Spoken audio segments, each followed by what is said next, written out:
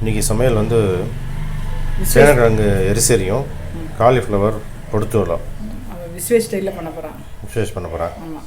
So first வந்து cauliflower வந்து பொடுத்துவல் எப்படி பண்ணுறதுன்னு பார்ப்போம். சொல்கிறேன் எப்படி பண்ண. என்னென்ன எடுத்து வச்சுருக்கேன் காலிஃப்ளவருக்கு? கிரவுண்ட் நட்ஸ், கொஞ்சம் 6 டொமேட்டோ, அப்புறம் ஜிஞ்சர். ஃபர்ஸ்ட் இது மூணுத்தையும் நல்லா கிரைண்ட் பண்ணி ஒரு பேஸ்ட்டாக ஃபார்ம் பண்ணோம். ஓகே. அதுக்கப்புறம் இது காலிஃப்ளவர் வந்து மிக்ஸ் பண்ணி ஃப்ரை பண்ண வேண்டியதுதான். அவ்வளோதான். அதில் என்ன எடுத்து வச்சுருக்கேன்? அந்த பொடி என்னென்ன பொடி இருக்குது?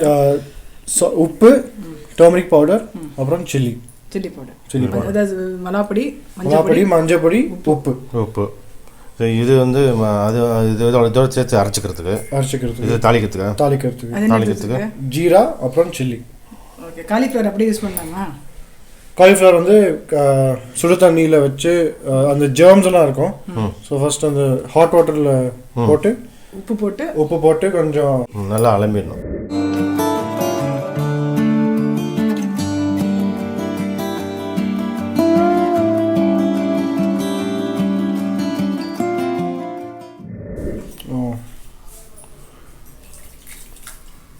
கல் உப்பு போட்டு கொஞ்சம் தண்ணி சுட வைக்கணுமா? தக்காளி எத்தனை எடுத்துருக்கு? 6 எடுத்துருக்கு இல்லையா? ஆமாம், 6 தக்காளி.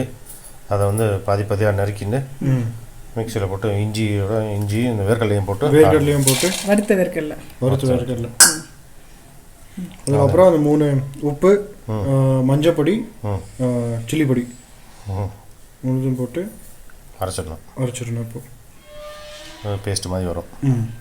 இது அப்படியே காலிஃப்ளவர் போட்டுறதில்ல.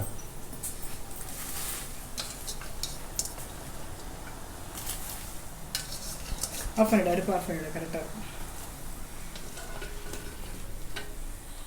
எண்ணெய் விட்டுரு 2 ஸ்பூன். எண்ணெய் என்ன அது? கடலெண்ணெய் 2 ஸ்பூன்.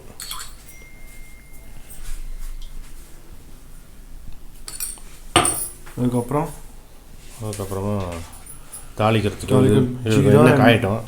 எண்ணெய் காய்ஞ்சதுக்கப்புறம் ஜீரகமும் மிளகாயும் போடணும். எண்ணெய் காஞ்சிட்டு ஜீரகத்தையும் மிளகாயும் போடும். இப்போ அந்த அரைச்ச விழுத சேர்த்துரும். இப்போ அதை வந்து இது வந்து வடிகட்டி இதில் மிக்ஸ் பண்ணணும். ஓகே.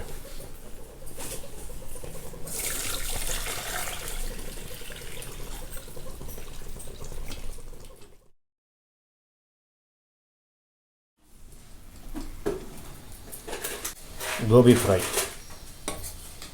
ஃப்ரை மாதிரி ஆனால் கொஞ்சம் கிரேவி.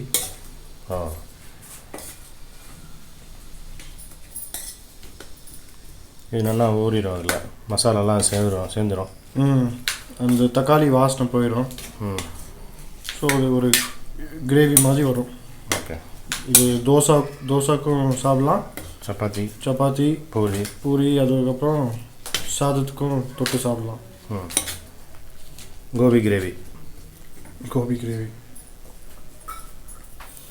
இது குக் ஆகிட்டு இருக்கட்டும். மெயின் வாயில் நம்ம வந்து சேனக்கிழங்கு எரிசரி பார்க்கலாம். ஓகே. சேனை வாழை எரிசரி இது எப்படி பண்ணுறது அப்படின்னா, சேனக்கிழங்கு ஒரு 1/4 கிலோ, ஒரே ஒரு வாழைக்காய் நறுக்கி வச்சுருக்கு. ஓகே. அரைக்கிறதுக்கு வந்து 1 ஸ்பூன் மிளகு, கொஞ்சோண்டு உப்பும், தேங்காய். இது நல்லா நைஸாக அரைச்சிக்கணும். தேங்காய் ஒரு 1/4 மூடி இருக்குமா? ஒரு அரை மூடி இருக்குது சின்ன தேங்காய். இப்போ அதை உப்பு மஞ்சள் பொடி போட்டு வேக வச்சுக்கணும். இதை அரைச்சிட்டு அதை விடணும். அவ்வளோதான் எரிசரி.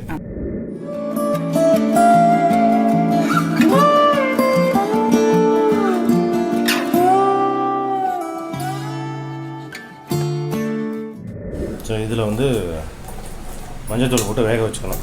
ஆமாம்.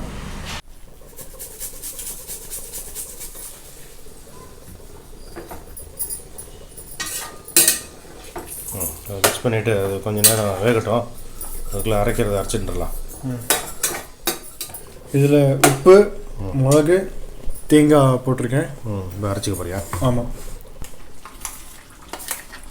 அரைச்ச தேங்காய் எல்லாத்தையும் மிக்ஸ் பண்ணிவிட்டேன். காய் பாதி வெந்திருக்கும் போது போடும்போது என்ன ஆகும்னா இந்த மிளகு வாசனை எல்லாம் போகும். ஸோ அது காய்கறி வேகிறதுக்கும் இந்த வாசனை இருக்கிறதுக்கு கரெக்டாக இருக்கும். ஓகே. தேங்காய் எண்ணெய் காயிட்டோம். தேங்காய் எண்ணெயில் கடுகு போட்டு கொஞ்சம் தேங்காய் திருவி இருக்கு அதுவும் போட்டு அதுக்கப்புறம் ஆட் பண்ணணும். அப்படியா? கடுகு போட்டாச்சு. கடுகு கொஞ்சம் வெடிக்கிட்டோம். கடுகு வெடிச்சிருச்சு. அப்படி போடு.